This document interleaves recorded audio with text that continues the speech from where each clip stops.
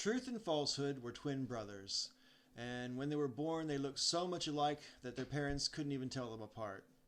And it didn't get any better as they got older, and so their parents decided from a very early age they better dress the boys entirely differently so they could know which one was which.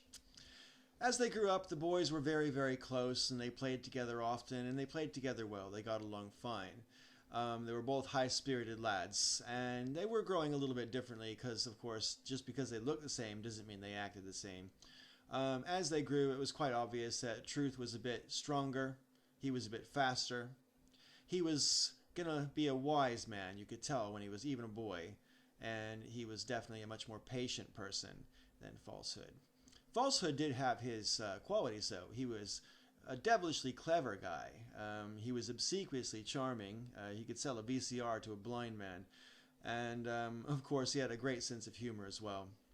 And as the boys hit sort of adolescence, you know how it is with guys. They get a little bit competitive, and they started challenging each other to various dares and so forth. And it just so happened that one day they were hiking through the woods, and they came upon a lake that they didn't know was there. And so Falsehood, being quite a good swimmer, challenged his brother to a race across the other side. Well, Truth wasn't a bad swimmer himself, and because he knew he was a bit stronger and faster than his brother, at least on land, he thought he'd give it a go and swim across the lake and, may the best man win. So both the guys stripped off all their clothes there at the beach, jumped in the water, and went swimming as fast as they could across the lake.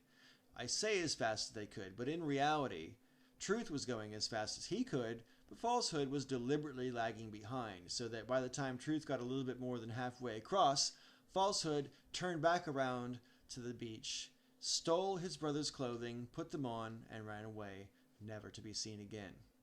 Well, Truth got all the way to the other side by the time he realized his brother wasn't behind him, and then by the time he swam back, his brother was long gone. He looked on the beach for his clothes everywhere, but he couldn't find them. And he realized that his brother had stolen his clothes. He found the clothes of Falsehood, but he refused to put them on. He preferred to go around naked.